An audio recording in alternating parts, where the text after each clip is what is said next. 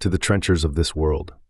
Between centuries of suffering and torment, many stories can be told, of good and evil, faith and heresy, naive longing and forbidden desire. In another age, the veneer of civilization would have been thicker and the boundaries between categories more blurred. But this is not the age of the trench crusade. Here, moderation and coexistence are as thin as molecules, and great devotion is contrasted by utter hate. They are, after all, the same. The predator devours the prey. It cannot help itself. The angel cannot shed its light without burning the eyes of the innocent. So let us listen to their stories, lives and no life spent unnoticed, not only surviving but living and existing, if only for a moment.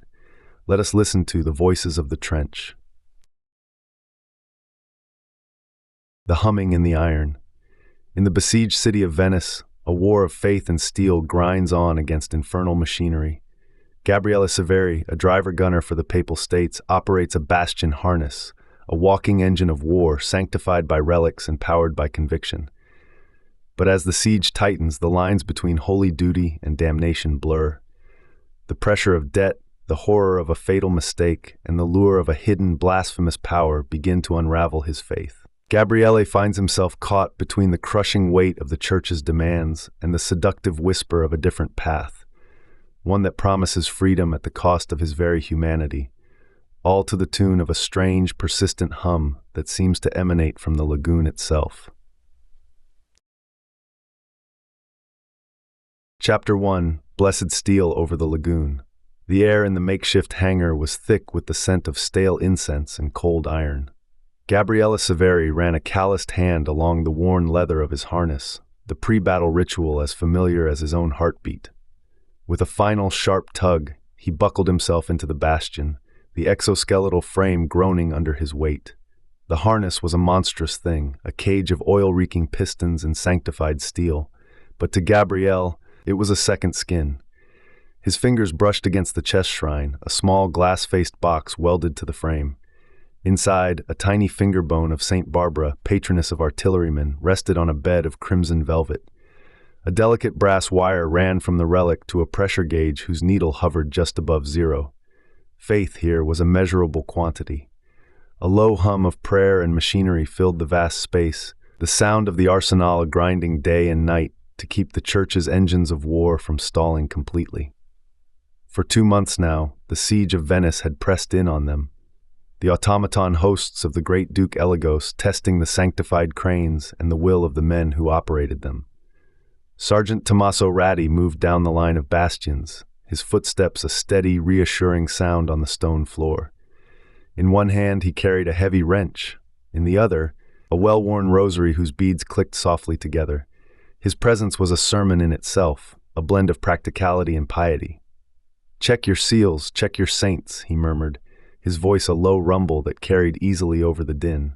He paused at each harness, offering a nod or a clipped instruction. Near the back of the bay, Lucia Valle, the squad's mechanic, worked with a quiet intensity. She wasn't a soldier, not really, but her hands knew the bastions better than any driver-gunner. She was bent over Gabriele's frame, her fingers probing the complex hydraulics of the left leg. She tapped the reliquary switch, a lever that would spike holy oil into the system under extreme stress. "The blessing patch on the hip piston is thin, Gabriele," she said without looking up, her voice barely a whisper. "One more hard twist, maybe 2, and it tears. The saint's grace is stretched thin there. Don't force it." A shadow fell across them as Father Piero Malaspina approached. The company confessor carried the smell of the lagoon on his robes, salt, damp wool, and the faint, acrid tang of gun oil. He offered a quick, general absolution, his words swift and efficient. "May the Lord forgive you your sins and bring you to everlasting life," he intoned, his eyes scanning the faces of the men. He lingered a moment longer by Gabriele's cockpit. "Remember, son, on this front, the enemy's craft is not of this world. Goetic sorcery shreds certainty. It makes truth a lie and a lie look like salvation. Keep your eyes on the relic, not the mirage." Before Gabriele could respond, the priest had moved on, a black-clad figure vanishing into the gloom of the hangar. Then came Sister Caterina, the war indulgence notary. Her office was a small desk piled with ledgers and stamp pads. She moved with a brisk, bureaucratic grace, her clean hands a stark contrast to the grease-stained soldiers. She stamped script for those who tithed from their pay, the crisp thump of the seal a promise of spiritual credit. "A small contribution to the crusade lightens the soul's burden," she reminded a young gunner, her smile polite and distant. "The Church's new indulgences keep our fleets afloat and our saints on their pedestals." Gabriele watched her, the transaction feeling more like a purchase of divine favor than an act of faith. He thought of the letter in his pocket, the one from his mother in Rome, its creased paper asking about the rent, the price of bread, the scarcity of salt. The war was everywhere, a grinding weight on the home front as much as the front lines. The cohort was pinned along the flooded causeways that stretched like bony fingers into the lagoon. Between drills, they studied the intelligence sketches, heretic automata, faceless iron giants that moved with a jerky, unnatural rhythm, and the dreaded outline of the sacrilege tank mortars.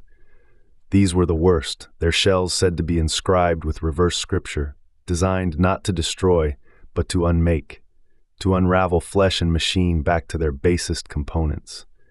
A coastal wind blew across the water, carrying with it the stench of marsh rot from the sinking islands and the foul smoke from the heretic forges on the mainland. Gabriele pulled the letter from his pocket, not reading it again, just feeling the texture of the paper, a fragile connection to a world where the most pressing siege was against poverty. The orders arrived just as the sun began to set, casting long, distorted shadows through the arched windows of the arsenale. They were stamped with the personal seal of War Cardinal Domenico Aladosi, a man known for his aggressive strategies and his ability to secure funding from sources that made pious men whisper. The parchment named the heavy cohorts as the Church's hammer, the instrument that would break Elagos's iron tide. A flush of pride warmed Gabriele's chest, quickly followed by a cold, tightening sensation under his breastplate. To be the hammer was an honor, but it meant being the first thing to strike the anvil. Sergeant Ratty called them together, his face grim. "Severi," he barked, pointing a thick finger at Gabriele. "Your Bastion takes the lead. There's a sandbar choke point a half-kilometer out. The heretics are using it to stage their damnable wire creepers. We clear it. You're the spearhead." Lucia shot Gabriele a sharp, worried look from across the bay, her earlier warning hanging in the air between them. Gabriele gave a curt nod, his throat dry. He climbed back into the cockpit, the hatch sealing with a hiss of pressurized air.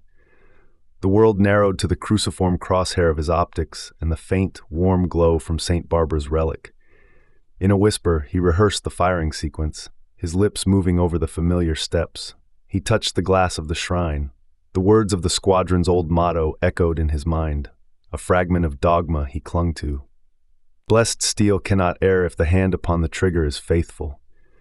He told himself this again and again as the hydraulics of the Bastion whined to life, readying to carry him out into the twilight and the waiting guns. Chapter 2. The Reversed Psalm. The assault began not with a single shot, but with the world tearing itself apart. A blistering barrage from the Church's land-based batteries on the Lido shore arced over their heads, a symphony of thunder that shook the very water in the lagoon. For a few moments, the sky was a roof of fire, and the bastions of the heavy cohort lurched forward, their massive metal feet sinking into the submerged causeway. Gabriele's harness was a cage of vibration, the autocannon on its right arm a live, hungry thing. He focused on the cruciform crosshair in his optics, a symbol of order in the chaos, and aimed for the far sandbar where black shapes moved against the haze. Then the heretics answered. It was not the sound of conventional artillery. It was a whine, high-pitched and wrong like church bells ringing backwards, each note a shard of glass in the mind. The sacrilege tank mortars had spoken. Gabriele watched a shell impact the water 100 meters to his left. The lagoon did not explode. It rippled with impossible, sharp angles, as if reality itself had been folded. A wave of nausea washed over him.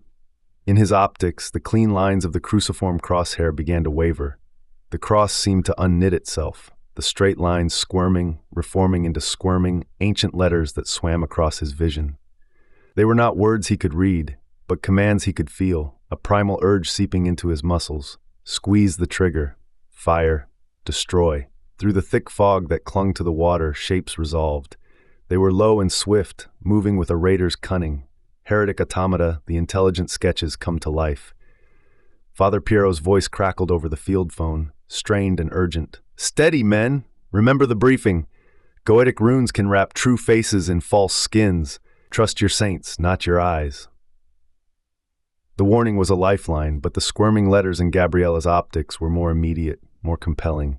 The command was a drumbeat in his skull. Fire! Fire now! He squeezed the trigger. The autocannon roared, a brutal physical sound that drowned out the whine of the reversed psalm. Tracer fire ripped across the water, stitching a line of destruction towards the moving shapes. He saw a wood splinter, a mast topple. The volley was short, brutal, and effective. The roaring ceased, leaving a ringing silence broken only by the hiss of steam and the lap of waves against his bastion's legs. In the sudden quiet, the fog cleared for a moment. Gabriele's breath caught in his throat. It wasn't a heretic barge he had torn to splinters. It was a fishing boat, wide and low-lying. Tattered remnants of a white bedsheet tied to an oar fluttered from the shattered prow. Bodies, small and large, bobbed in the churned, oily water. Refugees. They had been waving a flag of surrender, not a banner of war. The cold pit that opened in his stomach was deeper and darker than any relic's warmth could fill. The squirming letters in his optics were gone, the crosshair restored, a pristine, mocking symbol of his error. He didn't see Lucia move, only registered a blur of motion from the cover of a nearby stone breakwater. She vaulted over the edge, not bothering with the heavy wading gear, and plunged into the lagoon. She fought through the debris, her mechanic strength propelling her towards a small form clinging to a piece of wreckage. It was a child, no more than 5 or 6, their face a mask of terror and confusion.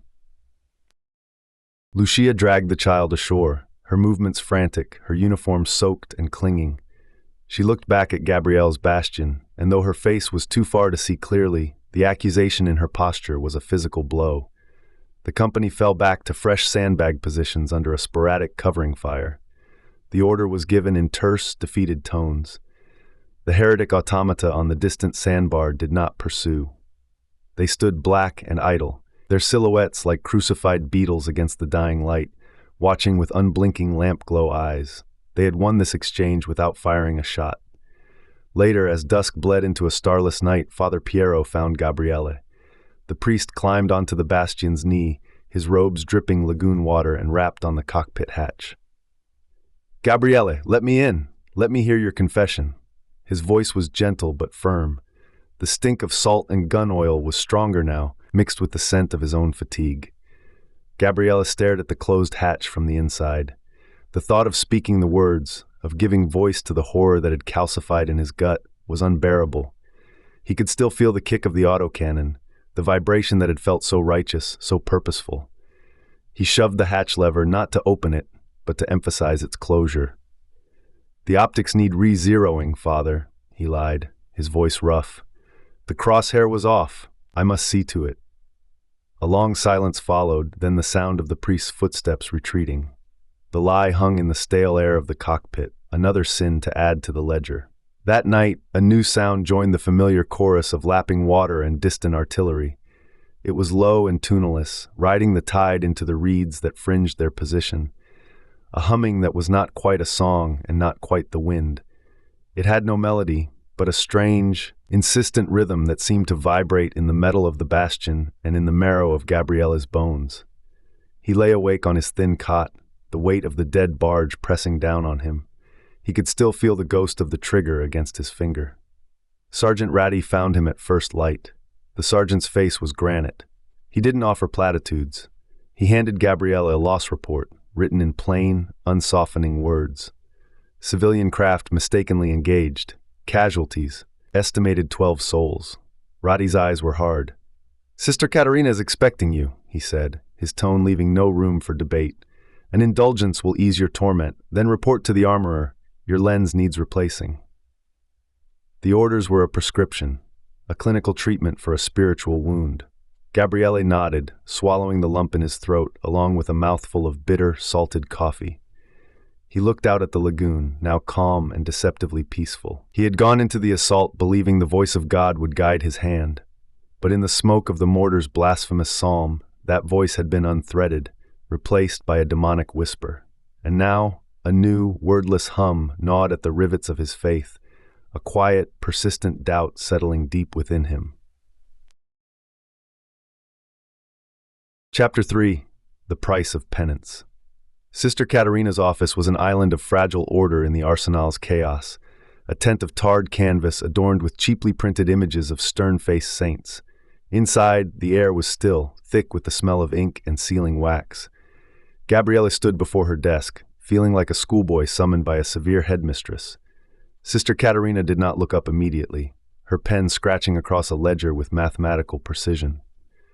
Finally, she set the pen down and folded her hands, her expression one of detached sympathy. "The scale of indulgence is calculated on a sliding scale, Driver Gunner Severi," she began, her voice as crisp as the paper she wrote on. "The nature of the action, the rank of the individual, the spiritual distress incurred." She paused, letting the euphemism hang in the air. Given the circumstances, a standard war indulgence would cover a significant portion. However, to fully absolve the burden and ensure the funds for the requisite masses.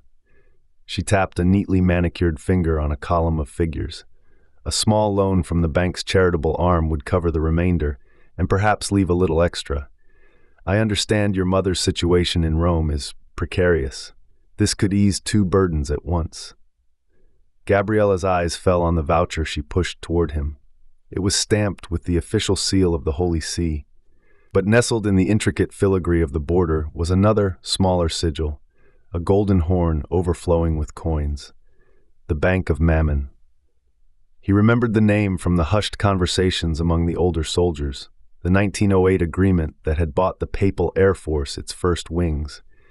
He pretended not to recognize the Prince of Greed's symbol, focusing instead on the blank line awaiting his signature. He imagined his mother's face, the worry lines softening as rent was paid. He imagined a priest's Latin, a sonorous blanket laid over the dead in the lagoon, muffling their silent screams. His hand shook as he took the proffered pen. The nib scratched his name, the act feeling less like absolution and more like a transaction. Later, back in the hangar, the smell of grease and holy oil was a welcome familiarity. Lucia was elbow-deep in the Bastion's left hip assembly, her brow furrowed in concentration. She glanced up as he approached, a smear of black oil across her cheek. "Paperwork instead of sleep, Gabriele?" she teased lightly, but her eyes held no laughter. "Did you buy yourself a clean slate?" The words stung, sharp and accurate. "You know nothing of Rome, Lucia," he snapped, the guilt and shame curdling into anger. "Nothing of what it costs to keep a roof over your head while you're out here playing with wrenches." The moment the words left his mouth, he regretted them. Lucia's face closed off, her expression hardening. She looked down, focusing on the piston with renewed intensity. Muttering an apology, he pulled a rationed tin of honeyed biscuits from his pocket and placed it silently on the workbench beside her. She didn't look at it, but after a moment, her shoulders relaxed a fraction. That evening, a low drone echoed across the deeper channels of the lagoon. A chapter hull of the Crusader Knights had anchored for the night. A vast machine mounted on caterpillar treads, its upper deck surmounted by a stone keep that looked like a traveling monastery.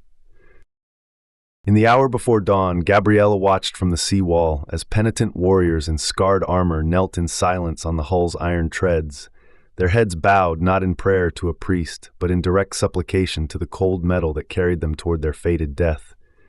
Their oath of penance was a physical weight, their salvation earned only through battle. Their quiet devotion made his purchased indulgence feel cheap and hollow. Lucia called him over to the Bastion. The left hip piston groaned ominously during a test rotation. Without a word, she took a needle and thread and a small square of canvas she had embroidered with a simple, crude image of Saint Barbara. With careful, precise stitches, she hand-patched the crack in the blessing layer, reinforcing the sanctified oil seal. "There," she said, her voice soft. "That should hold. Don't make me watch you limp into hell, Gabriele." Her words were a mechanic's practicality layered with a concern he knew he did not deserve. The next mail delivery brought another letter from Rome. This one was blotted in places where tears had fallen on the ink. His mother's script was frantic. The landlord, it seemed, had relatives in the local branch of the bank. The rent had doubled. The reason given was simple and brutal. War does not wait, and neither does debt.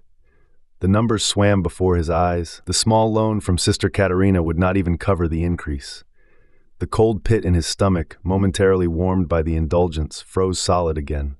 He sought out Father Piero, not for confession, but for counsel. The priest listened, his face weary. "The bank's arithmetic is a devil's gospel, Gabriele," he said with a sigh. "It makes slaves of free men, but large penances can crush the spirit as surely as sin. Perhaps start with small ones. Carry water for the wounded in the basilica's cellar. Skip a ration, let the children there have it. These are honest weights for the soul to carry. They do not require a signature." The advice was gentle, but it felt like trying to bail out a flooding ship with a thimble. The despair deepened when the Arsenale foreman stormed through the hangar, his face thunderous. "The blessed bearings for the sea gate are delayed," he shouted at no one in particular. "Rijeka's capture has cut the supply lane from the north. The gate groans and we have nothing. Men must lift where machines cannot, because even saints grow tired." The news sent a fresh wave of anxiety through the cohort. The great sea gate was their primary defense. If it failed, the Arsenale would be flooded, and Venice would be lost. That night, by the flickering light of a single lantern hung from the Bastion's arm, Gabriele took a clean rag and a vial of sacred oil. He carefully unscrewed the mount that held St. Barbara's relic. He polished the brass until it shone, rubbing at the metal as if he could polish away the memory of the squirming crosshair, the splintering wood, the humming that now seemed to seep from the very reeds outside. But the harder he rubbed, the clearer the images became. And underneath it all, persistent and growing louder, was the low, tuneless hum from the marshes, pressing at the edges of his hearing, a sound that was slowly becoming a part of him. Chapter 4. Vivisector's Lesson. The arrival of Brother Giacomo Ferri was an event that silenced the usual hangar clamor. He came with a small retinue and a heavy reinforced trunk that clinked with the cold, metallic sound of a surgeon's toolbox. Brother Giacomo was a combat biologist from the Pontifical Office of Biological Warfare, a title that inspired a mixture of awe and revulsion. He was a lean man with a sharp, intelligent face and eyes that missed nothing. His weapon, the vivisector, was unlike any armament Gabriele had seen, a brutal polearm whose blade was secondary to the array of glass ampoules and wicked-looking needles integrated along its shaft, each vial filled with liquids of unsettling colors. Brother Giacomo's authorization, stamped with the same high authority as War Cardinal Aladosi's orders, requisitioned Gabriele's Bastion as a mobile screen for a field operation. The subject was a captured beast hunter, hauled from the brackish marshes after a skirmish with a Fianna patrol. The creature was dragged into a cleared space in the hangar, chains rattling. It was a thing of nightmare, a half-wrong amalgamation of man and predator, its limbs too long, its back hunched and covered in coarse, patchy fur. But its eyes were the worst. They held a terrible, fading wit, a flicker of knowing intelligence that followed Gabriele with an unnerving focus as he maneuvered the Bastion into position. "The objective is to map pain thresholds and neurological degradation," Brother Giacomo explained briskly, his tone that of a lecturer, not a torturer. He moved around the bound creature with a chilling professionalism. The vivisector's needles plunged into the beast hunter's flesh, injecting cocktails of nerve agents, chemical toxins, and, most disturbingly, microshards of holy relics. "Note the flinch response to the sacred fragments," he dictated to a scribe. "The infernal constitution reacts to sanctity as an allergen. We are establishing pain plateaus. The ultimate goal is to make the beast remember fear, a sensation its kind has largely transcended." Throughout the ordeal, the beast hunter did not scream. It shuddered and convulsed, but from its throat came a low, rhythmic hum. It was the same tuneless sound that had been riding the tide into the reeds, the same hum that had kept Gabriele awake. Even as the vivisector's vials emptied, the creature maintained its eerie song. The hummed notes seemed to have a physical weight, catching on the damp hangar air like burrs on cloth, clinging to the metal of the Bastion and sinking into Gabriele's bones. "Hold the light steady, driver gunner," Brother Giacomo ordered, and Gabriele, his duty clear, angled the Bastion's external lamp onto the creature's exposed spine. He tried to rationalize the work. This was necessary. Understanding the enemy was the first step to defeating them. The church needed every weapon, no matter how grim. But as Brother Giacomo counted vertebrae aloud, probing with a cold steel instrument, bile rose in Gabriele's throat. It was not the physical horror, but the moment the beast hunter flinched, a full-body spasm, not at a needle, but at the simple spoken word, God. The reaction was one of pure, instinctual revulsion. A gaunt lay brother, his face hidden deep within a cowled hood, moved silently through the procedure, supplying towels and fresh instruments. He never looked up, his movements furtive. But as he passed near the Bastion's foot, he muttered a question that was not for anyone present. What name do you carry that is not your own? What burden was sewn upon you without your consent? The words were odd, out of place. Gabriele felt a prickle between his shoulder blades, a sense of being observed far more closely than by the combat biologist. When Brother Giacomo stepped away to record a particular finding, Gabriele was alone with the creature for a moment. One of the leather straps binding its arm had bitten deep into the flesh, drawing a line of dark, viscous blood. Without conscious thought, acting on an impulse of pity that felt both dangerous and innate, Gabriele used the Bastion's smallest pincer claw to gently loosen the strap, just a fraction. He leaned forward in his harness, his voice a whisper meant only for the tormented thing. "I am sorry," he breathed. The apology was not solely for the monster. It was for the barge, for the child, for the entire grinding misery of the siege. The beast hunter's head turned slowly. Its intelligent eyes, clouded with pain, locked onto Gabriele's through the cockpit glass. It stared as if recognizing a kindred spirit, a fellow captive. Then it hummed a single clear note. This note was different. It did not just vibrate in the air, it seemed to slot directly into Gabriele's bones, a key finding a lock he never knew he possessed. The humming did not stop, even when Brother Giacomo returned and with a swift, clinical motion, cut the creature's throat to begin the final dissection. The sound persisted, a phantom resonance in the suddenly quiet hangar. Brother Giacomo thanked the cohort for their assistance, calling it a valuable assay. He ordered the crate of specimen jars, now filled with grotesque samples, sent to a cella obscura, one of the church's secret prisons for hell-tainted things. As the men dispersed, Gabriele wiped his hands on a rag, though they were clean. He could not forget the wordless tune, the feeling of that final note embedding itself within him.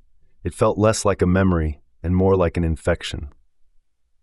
After dusk, as Gabriele performed a final systems check on the Bastion, the cowled lay brother emerged from the shadows. He lingered nearby, no longer pretending to be a simple servant. When he spoke, his voice had changed. It was reedy, melodic, like a flute played softly. "The one called Severi," the figure said, not a question. "What name do you carry that makes your back so bent? The weight of Venice, or the weight of a choice you have not yet made?" Before Gabriele could form a response, the figure melted back into the darkness, leaving behind only the echo of the question and the persistent internal hum of the beast hunter's final song. Chapter 5. Ritual in the Reed Beds. The orders for the night raid arrived with the rising of a chalk-white moon, its pale light casting long distorted shadows across the mudflats. Intelligence reported a new threat, sentient barbed wire, a goetic abomination that had crept like metallic ivy along the approaches to a collapsed bell tower, its barbs twisting of their own accord to taste blood. It was a task for brute force and sanctified steel. Under the spectral glow, Gabriele's Bastion led the way, its heavy feet sinking into the muck with sickening squelches. Lucia moved at his shoulder, a small, determined figure with a heavy cutter and a satchel of blessed salts. Sergeant Ratty marked a safe lane with a phosphor stick, its greenish light a fragile beacon in the overwhelming dark. The air was alive with unseen threats. Shadows moved with a fluidity that was not human, flitting between the skeletal remains of flooded houses. Then Gabriele saw it, perched atop a pile of rubble that had once been a chapel's wall, a hunter of the left-hand path. It was a silhouette of nightmare, its body lean and taut, its left arm grotesquely transformed into a drawn bow, the string pulled back by fingers that were too long. It watched them, its posture that of a lamed gargoyle, but it did not loose the arrow. It was a sentinel, observing, its purpose unclear.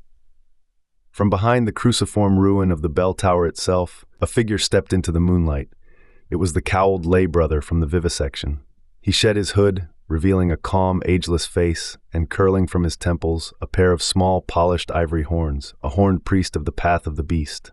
He did not look at the squad, nor at the watching hunter. His gaze was fixed on Gabriella's Bastion. "Driver gunner," the priest said, his voice calm, carrying easily in the still night. "A riddle for you, as you walk through this garden of ruin. What name do you wear that was sewn upon you without your consent?" It was the same question the gaunt brother had muttered. Before Gabriele could form an answer, or even process the sheer blasphemy of the moment, the priest moved with unnatural speed. He drew a thin obsidian blade, and in one fluid motion, drew it across the bastion's massive palm plate. The metal screeched in protest. The priest then reached into the shallow cut, smearing a mixture of the beast hunter's dark blood and marsh clay onto the inside of Gabriele's armored gauntlet, where only the driver's own bare hand would touch. The substance burned with a cold fire against skin, searing a mark he could not see.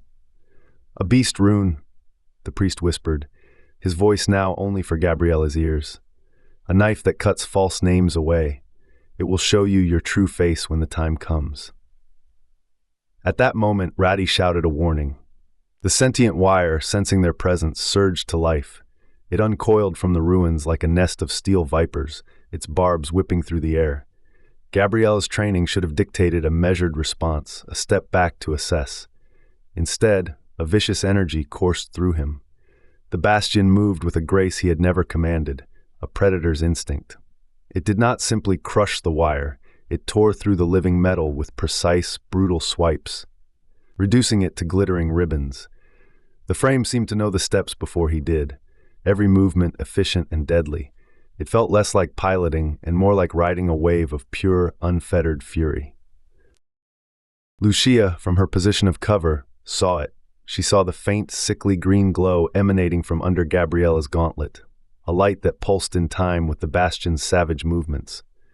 As the last of the wire fell still, her eyes met his through the cockpit glass, wide with a question she dared not speak aloud.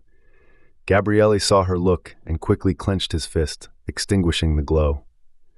"The heated brace," he called out over the external speaker, his voice too loud, too forced. "It's shorted in the damp. It's nothing." It was true that the bracer's heating element had been faulty, but it was not honest. The lie was another stitch in the shroud of deceit tightening around him. The squad secured the area, the immediate threat gone. As they prepared to fall back, Father Piero, who had accompanied the raid as a spiritual ward, approached Gabriele. The priest's eyes, sharp and weary, scanned the Bastion. He reached up and took Gabriele's real hand as he opened the hatch. On the palm, where the beast rune had been smeared, was a faint, gritty smear of black ash. Father Piero worried the substance between his fingers, his face clouded. "Gabriele," he said, his voice low and serious, "the spirit grants courage, but it is a warm fire, a light. This feels like a different kind of heat. Something other than the spirit is warming your hands tonight." Gabriele pulled his hand back, a reflex of guilt. He forced a laugh that sounded brittle and false even to his own ears. "It's just marsh filth and engine grease, Father. The brace shorted gave me a scare, that's all." He turned away, busying himself with the hatch controls, unable to meet the priest's searching gaze.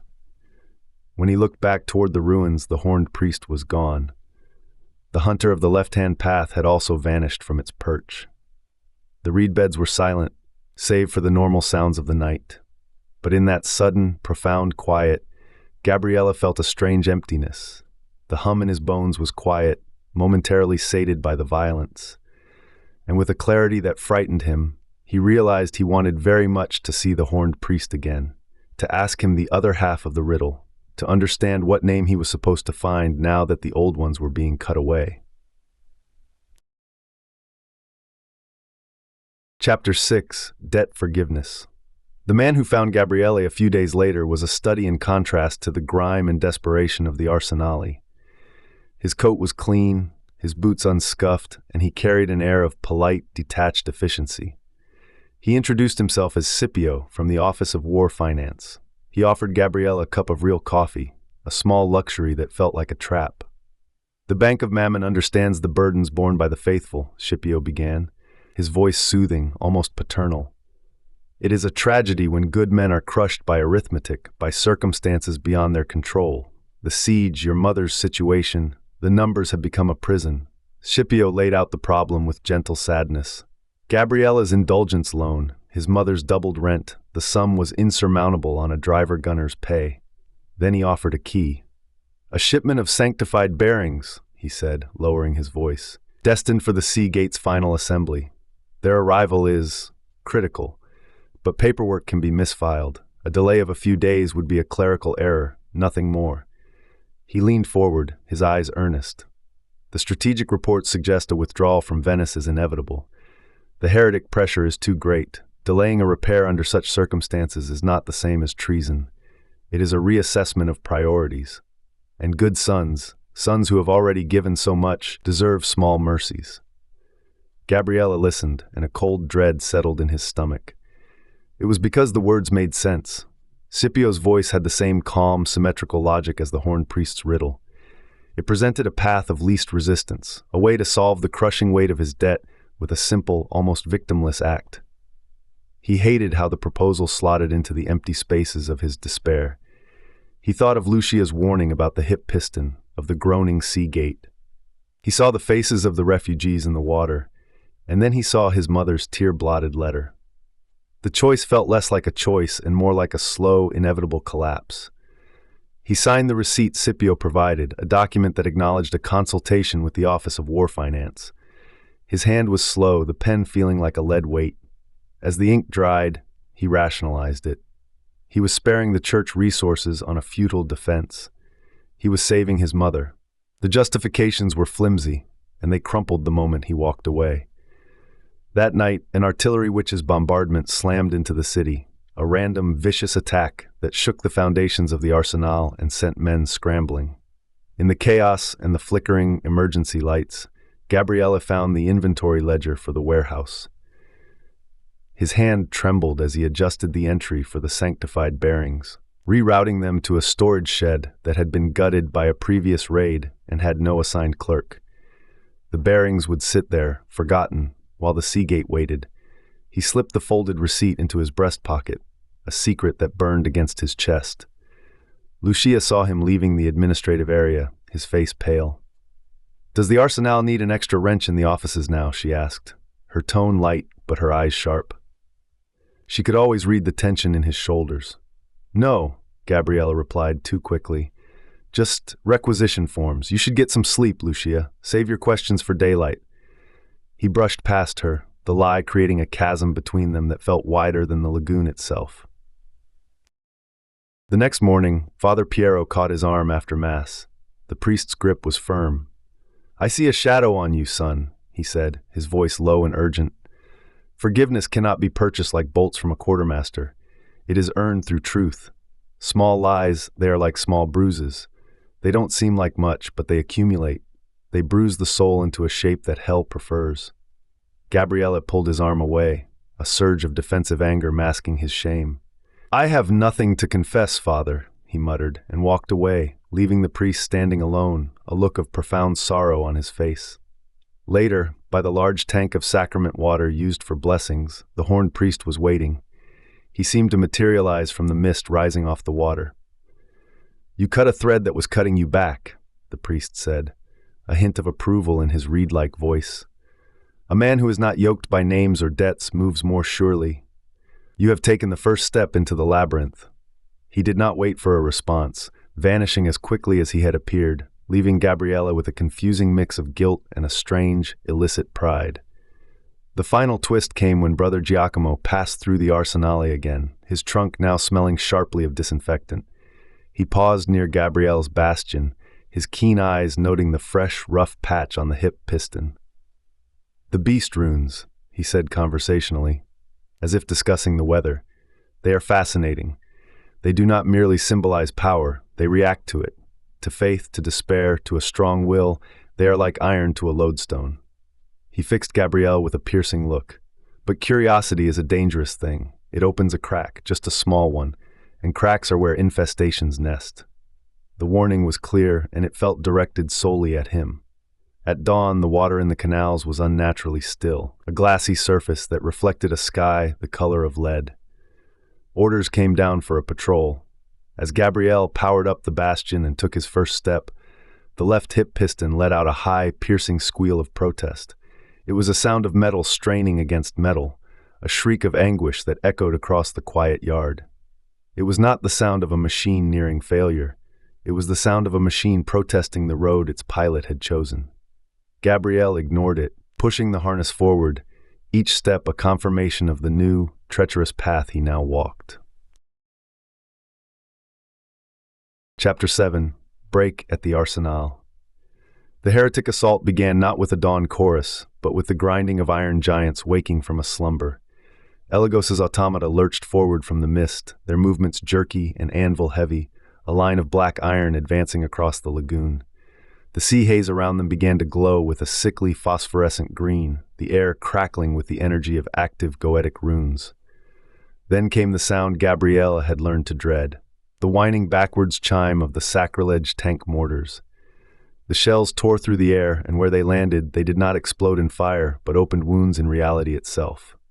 Gashes in the world bled reversed Latin, a torrent of unholy sound that washed over the defenses, causing metal to flake and men to clutch their ears in agony.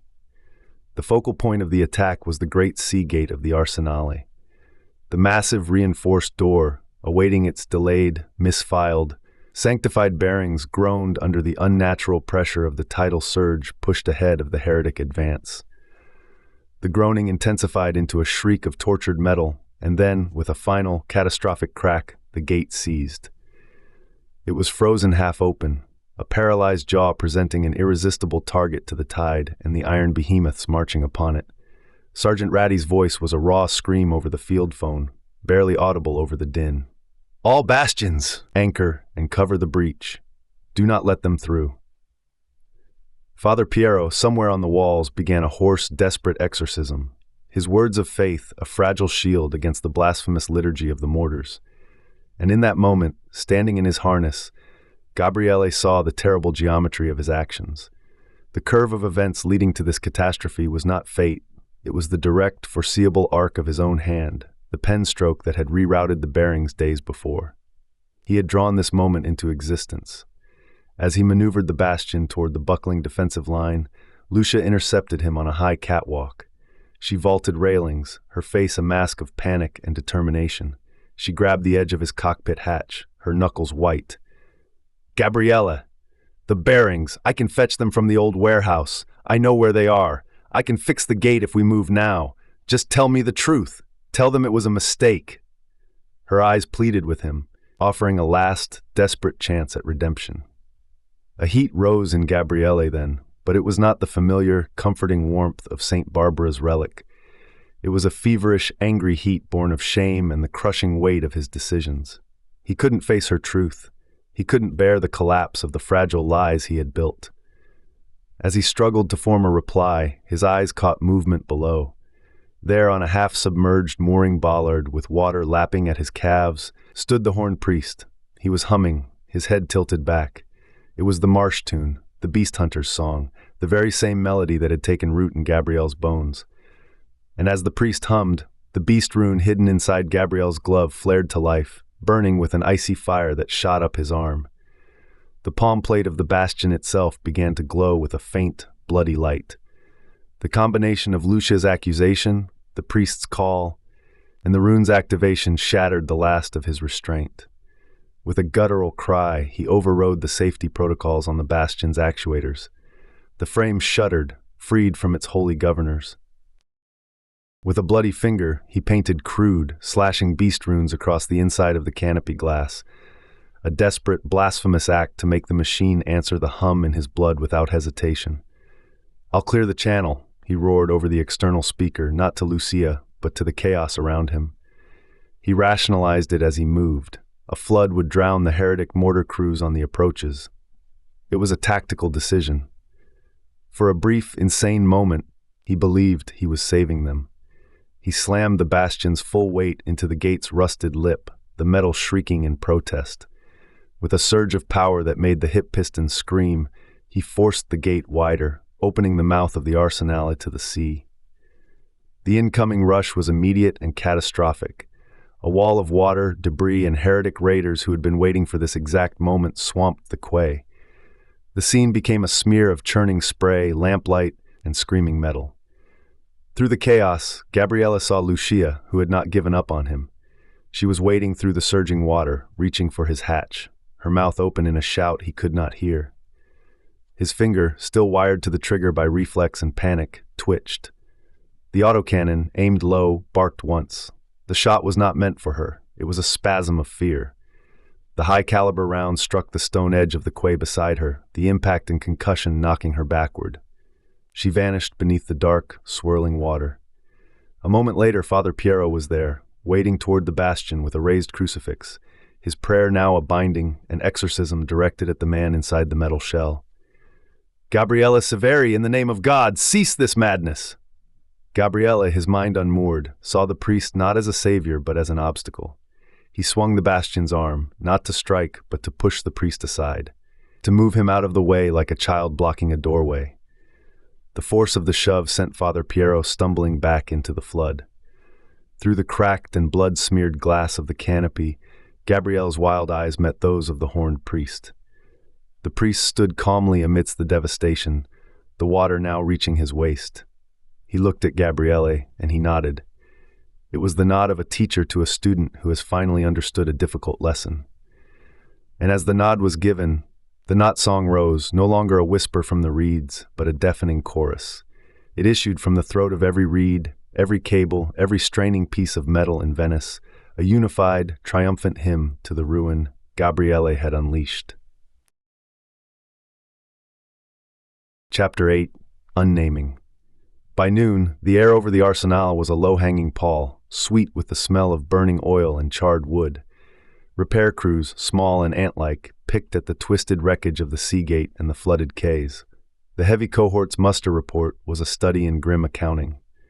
Gabriele Severi was listed as missing after action. A separate confidential note appended to the file contained 2 words that sealed his fate in the eyes of the church: Path of the Beast Suspicion. Gabriele was not missing. He was a ghost moving through the ruins he had helped create. He abandoned the bastion in a shallow, reeking canal, guiding the harness until the oily water reached its chest. The relic of St. Barbara, still in its shrine, watched the smoke-choked sky through a film of fuel and dirt. With shaking fingers that felt both his own and those of a stranger, Gabriele peeled the saint's embroidered badge from his sweat-stained undershirt.